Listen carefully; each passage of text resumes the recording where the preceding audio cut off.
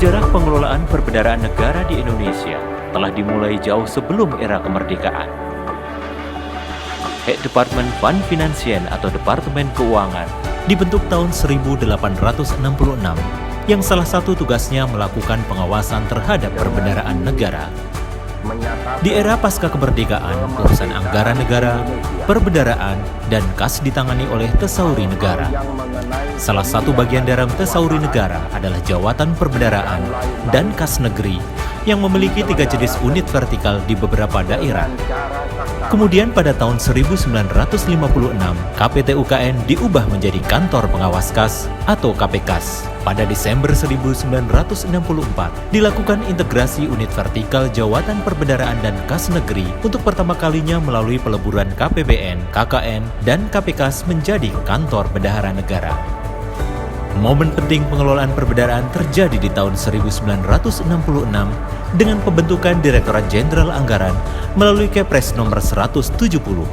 Tahun 1975, Inspektorat Perbendaharaan Negara yang menjalankan fungsi pengawasan dan pengendalian unit vertikal diubah menjadi Kantor Wilayah Direktorat Jenderal Anggaran yang tersebar di 11 lokasi.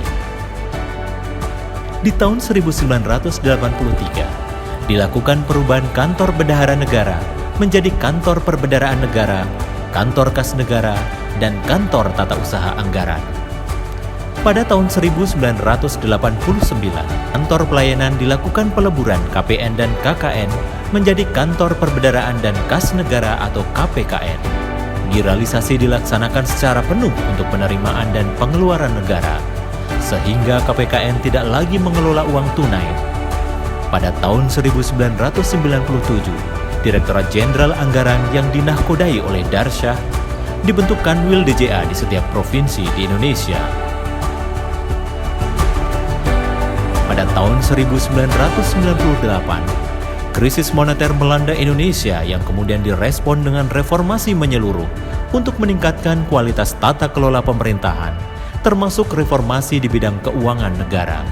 Sehingga pada tahun 2003 ditetapkanlah paket Undang-Undang Keuangan Negara.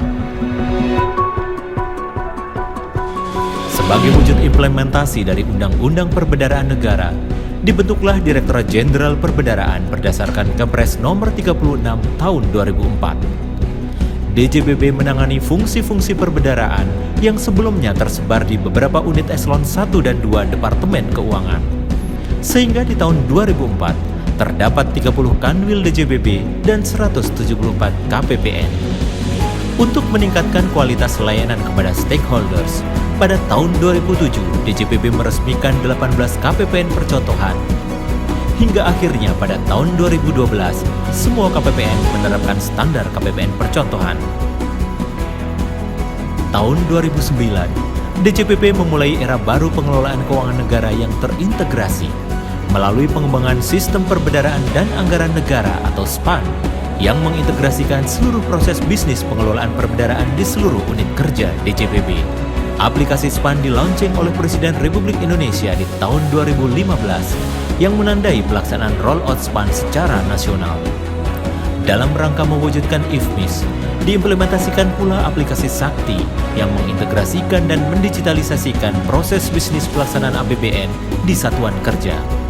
Rollout Sakti secara nasional dilakukan tahun 2022. Di bidang penerimaan negara, DJPB menginisiasi aplikasi settlement secara terpusat melalui modul penerimaan negara generasi 1 atau MPNG 1 di tahun 2007, yang selanjutnya disempurnakan dengan MPNG 2 di tahun 2014 dan MPNG 3 di tahun 2019. Di sisi pertanggungjawaban anggaran, DJPB memprakarsai implementasi akuntansi pemerintahan berbasis full akrual sejak tahun 2015.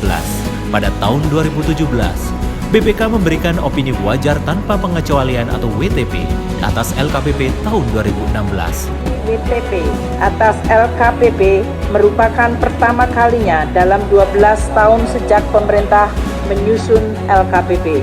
Tugas dan fungsi DJPB terus berkembang secara dinamis sesuai perkembangan kebutuhan dan program prioritas nasional, mulai dari menjalankan fungsi tradisional treasury countable hingga mendapat amanah dalam pelaksanaan special mission hingga penguatan fungsi di daerah melalui pengembangan peran Kanwil DJPP sebagai Regional Chief Economist atau RCE pada tahun 2021.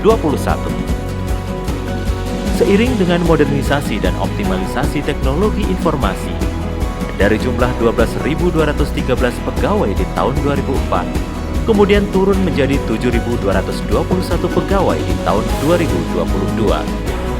Jumlah pegawai DJPP menunjukkan minus growth. DJPP terus bertransformasi menuju penguatan fungsi treasury melalui penyempurnaan proses bisnis, kualitas layanan, dan optimalisasi teknologi untuk mewujudkan cita-cita nasional dan kesejahteraan rakyat Indonesia.